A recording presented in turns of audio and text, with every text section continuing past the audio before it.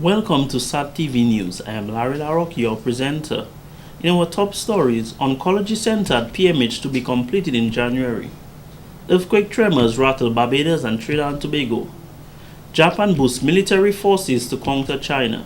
And in sports, Dwayne Bravo to partner with billionaire Chinese entity. Details of these will follow.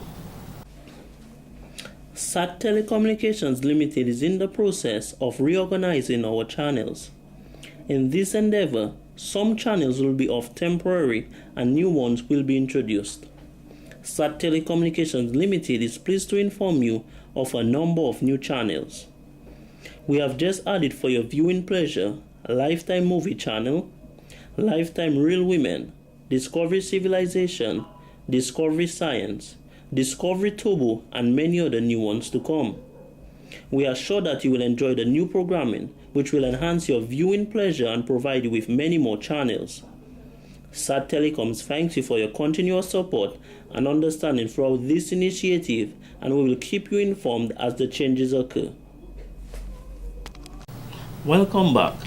Over 200 children, namely from the Tarishpit community, were all smiles as they received gifts at a Christmas party by the FCCA, Florida Caribbean Cruise Association, through its Christmas gift program. Children under the Child Funds Caribbean program were also part of the donations.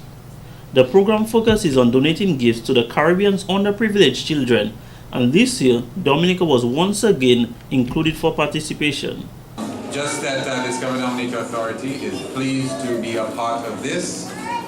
We have been facilitating this for quite some time, quite a number of years, and we are happy once again to, with all the other agencies in Dominica, to be able to bring you gifts from Santa and to help you understand a little bit about the meaning of Christmas. So we hope that today will be a good day for you, and that you will remember that you are getting these gifts because you have been good boys and girls, and we want to encourage you to continue to be good boys and girls. Ms. Martha Josie Fagan, a representative of the Child Fund Caribbean, noted this Christmas share was made possible due to the hard work of the organization's collaboration with the cruise ship shipping agents. He thanked all the business partners who were instrumental in making this Christmas party possible, including the crew of the Emerald Princess, the Discover Dominica Authority, HHV Research and Company Limited, the Dominica A&C Port Authority, and the Ministry of Tourism. Because when we reflect as children, we remember that nostalgia. For many of us, Christmas is the best time of the year. So I'm very happy that we have given the opportunity to our children to experience that as well. Let me wish you all, our partners, a very prosperous new year, that we can come here again at the end of 2014. Thank you very much, boys and girls. Thank you very much all. Minister of Tourism Honorable Ian Douglas stated this positive gesture by the FCCA was all in the effort of giving back, as Dominica and the association has enjoyed a mutual relationship for over 30 years, citing the importance of playing our part in tourism. Even the children have a role to play. Children, you have a role to play by keeping the environment clean, by making sure that we do not throw our garbage indiscriminately anywhere and everywhere, that we beautify our surroundings, we plant flowers, and we take care of the vegetation, the fruit trees, and all of the greenery that makes Dominica such a beautiful place for cruise passengers to visit. And that in and of itself is very important for the relationship going forward. So on behalf of the government, once again, I want to thank Emerald Princess for your gesture. That is a gesture that the FCCA have been doing for a number of years now, and it's very important to give back some of what you generate from the destination, from your business, to give it back to the person in the destination, so that they themselves can continue to preserve the destination for years to come, for your passengers, for your customers, and for your guests. The children were greeted by Santa Claus and then were given their gifts. In more news, what would usually take place at the studios of the Dominica Broadcasting radio station, DBS Radio, was moved to the Roman Catholic Center in Portsmouth on the night of Friday, December 13, 2013. The famous Underbid program, which speaks on curbing criminal activity and deviant behavior on the island, was hosted live at the vicinity.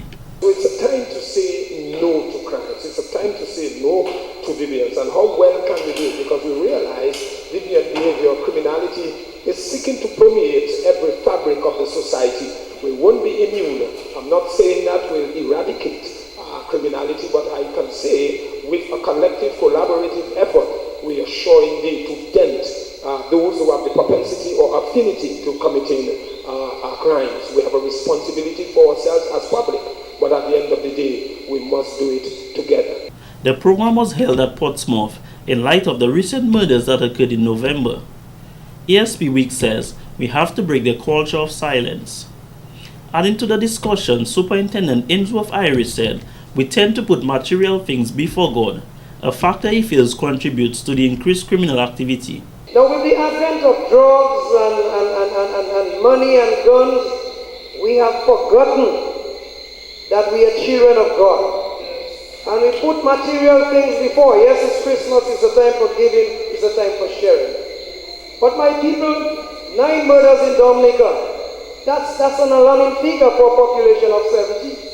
And for 2013 so far, we have had 9 murders in Dominica. Mr. Iris believes that if we want to improve the quality of our lives, we have to stem the unwanted evil. Pastor Randy Rodney from the Interdenominational Community says, criminals plan what they are going to do before they do it. The reason why we have all of these unsolved crimes, it's simply because the people who are committing them have more brain than the people who have the solution. And let's make no mistake about that. In other words, they think ahead, they plan ahead, they strategize, they know what they're going to do, and they do it so that nobody catches them. I sat at the prison and interviewed some of these inmates, and one guy said, I asked him a particular question. He said, I asked him, what are you going to do when you get out of prison? Here's his response. When I get out of prison, they're not going to catch me this time. Also on the panel was Mayor of Portsmouth, Mr. Cleve Seja, and Ms. Cesarina Paul, a former youth development officer. Wish you a Merry Christmas. We wish you a Merry Christmas. We wish you a Merry Christmas and a Happy New Year. We wish you a Merry Christmas. We wish you a Merry Christmas. We wish you a Merry Christmas and a Happy New Year. Host of the Sunday Praises program, Mr. Heston Charles, took to the streets when he graced the entryways of the Princess Margaret Hospital on Sunday, December 15, 2013. This initiative, hosted annually, was an effort to bring some comfort to the patients during the Christmas season. As we welcome God's presence over this initiative that we are doing here today, we hope that what we do today will bring joy to you. We hope that what we do today will bring hope to you. We hope that what we do today will bring comfort to your souls. Mr. Charles, along with members of the Hilltop Singers, visited several wards at the hospital with musical performances and prayer. So we are on the every ward. That's where the men are, and they are ready waiting for us. Actually, they have been up, their eyes wide open, just waiting to receive us, the Hilltop Singers. Mr. Charles encouraged the patients to be thankful regardless of their circumstances. In other stories, a state-of-the-art oncology center at the Princess Margaret Hospital will be fully completed by January 2014, according to Minister of Health Honorable Julius Timothy. He said by January 15, 2014, the building will be fully renovated. Ross has donated all the equipment for our oncology center, and so we expect towards the end of January, February, our oncology center will be fully operational. We had decided also to put our drug unit downstairs.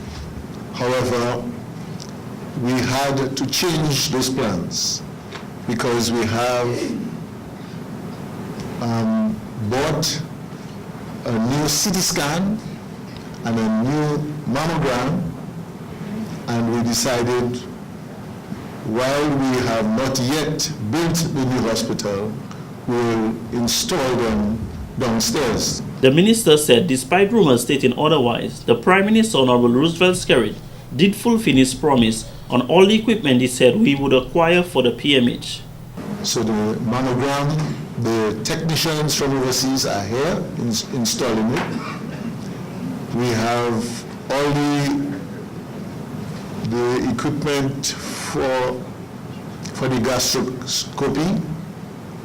That is here, and from Monday, the overseas technicians will be here to install it. And in about a week, the CT scan, the new CT scan, will also be here. It's been paid for totally, okay, so that come January, this building will be fully functional. He added, with the help of the Chinese government, plans for the new hospital will become a reality. In more news, the Ministry of Health said farewell to Japanese International Cooperation Agency, JICA volunteer Mr. Natsuko Hara, who was attached to the Health Information Unit at the Princess Margaret Hospital. Mr. Hara, a computer data engineer, arrived in Dominica just under 3 years ago to aid in the strengthening of the health information system in Dominica and to build on the contribution of previous volunteers. According to Dr. Paul Ricketts, the national epidemiologist and head of the Health Information Unit at the Princess Margaret Hospital, Mr. Hara has contributed tremendously to the vision of the unit. Mr. Hara has brought a special level of expertise that has assisted us not only to work on that special project for developing this web-based tool, but he has also contributed to the vision of the unit and has given us some very important technical advice which is going to result in a much stronger development process for the unit. It's also important to note that the work that Mr. Hara has been contributing to has also been used in other countries, namely in Nevis and the BVI, and Mr. Hara has given some direct assistance to our sister countries. He said Mr. Hara, through his hard work, has been an ambassador for Dominica in terms of technology. During his tenure, the volunteer developed a web-based disease surveillance system for communicable diseases and an interface to be used for the web portal and built for the new integration information system for health. Mr. Hara said he is proud of his contribution in advancing the health information program in Dominica, while citing the lack of information can cause serious economic gaps. I have to say thank you for everyone in Dominica. I love this country, so I hope I'll be back. Honorable Julius Timothy, Minister for Health, thanked JICA for assistance being provided to the ministry. He mentioned that with Dominica's emerging health systems, more interaction is needed between local and international consultants in finding up-to-date treatment for patients. I need your assistance with our ability to video conference with more up-to-date institutions in the US or even in Japan. If we have problems here and we would want a patient to be treated from the other side with using our own local experts to interact. And I really need now that we have these video conferencing facilities. So I'd be very happy if you could take that up with your people, could send us, if it is he himself or a new person who can assist us with these video conferencing facilities, and even better yet, if you could provide us with the necessary equipment so that together we can really have the health information system and the whole health sector in Dominica is strengthened. The minister added, through the use of computer technologies, we will strengthen the health system in Dominica and reduce on the exorbitant cost of overseas treatment for patients. The Ministry of Health handed a certificate and a gift of appreciation to Mr. Hara for his service in Dominica. In more stories, in the spirit of giving back, the FDCC, Foundation for the Development of the Caribbean, and LIAT partnered to bring gifts to the children of the Silver Lake community on Monday, December 16, 2013.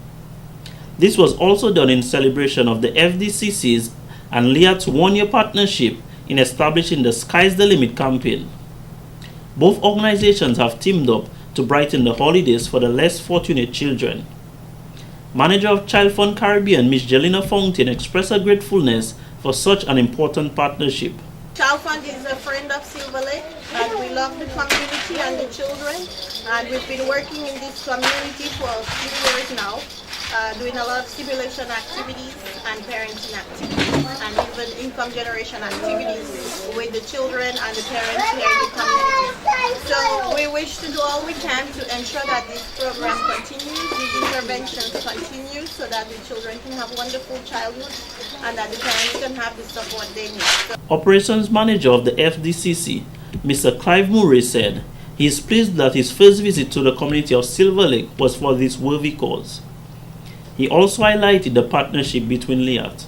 So far we've had 1 year of operations where passengers traveling on LIAT flights are asked to donate spare change to the work of the FDCC and to the operations of the Roving Caregivers program. And so far over 1 year we've raised over close to $14,000 US, and we thought that it was necessary to come back to the communities and give back to the communities and the children of the Roving Caregivers program.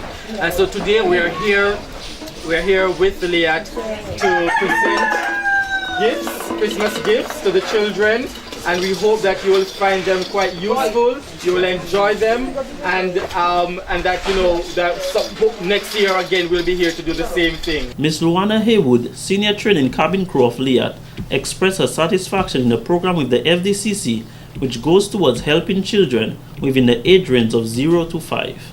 All reports, a lot of the children who have come through this program, when they go into school, there is such a great difference in their learning, what they have achieved so far. And it's really, I think we have to give a good round out to the Rovers, because the Rovers are the ones who spend a lot of time with these children. So we do our little part, but I think the Rovers really need to be given a great hand for the dedication to these children.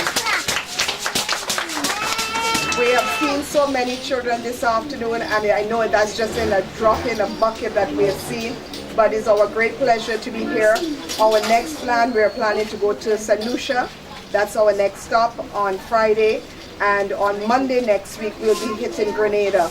So we want this year to make sure that we give back, truly give back to our children, because a lot of times in the Caribbean, you find that people, it's all about them.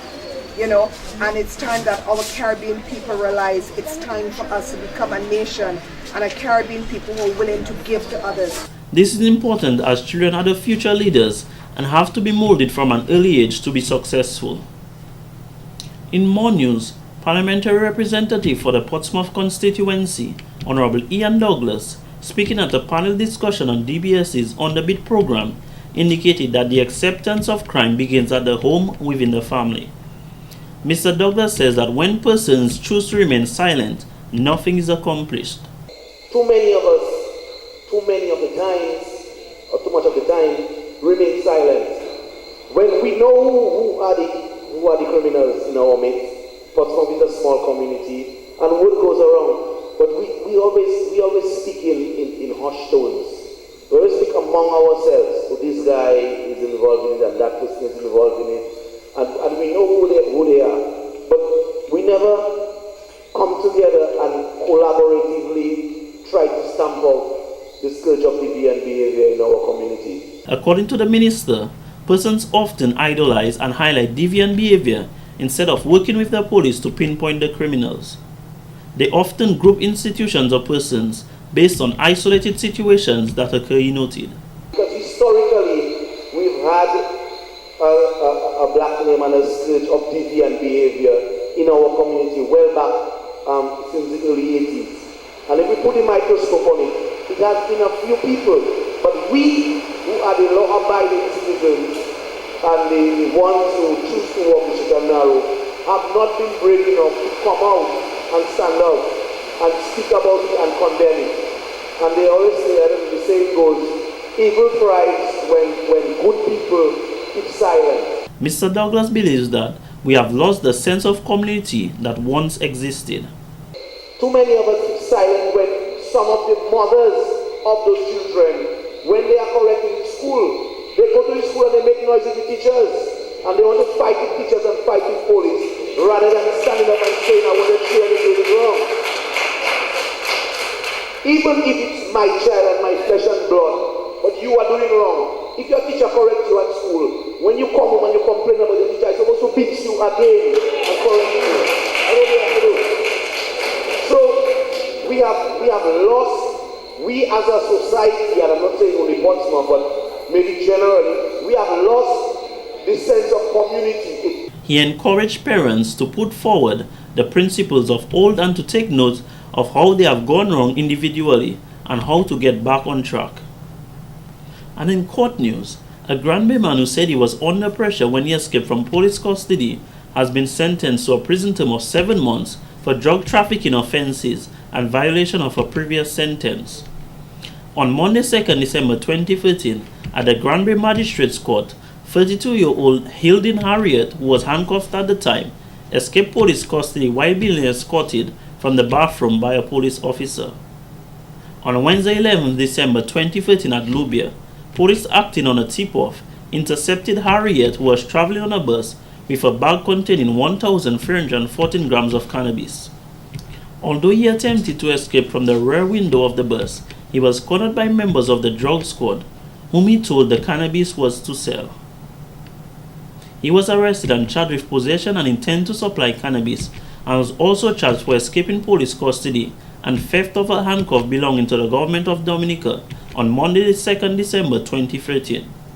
When Harriet escaped from police custody, he had just received a 4-month suspended sentence for 1 year and a $4,000 fine payable by 14 February 2014, or in default 4 months in prison. Before sentencing, Magistrate List explained to Harriet that his hands were tied and he had to serve the 4-month suspended sentence. In addition, he was sentenced to 2 months in prison for possession with intent to supply cannabis and 1 month for escaping police custody. The sentences are to run consecutively. There was no separate penalty for the possession and theft charge. However, he was ordered to pay compensation of $120 for the handcuff by 31st July 2014 or spend 3 weeks in prison in default of payment. This has been the local segment of the news. Coming up next, regional highlights.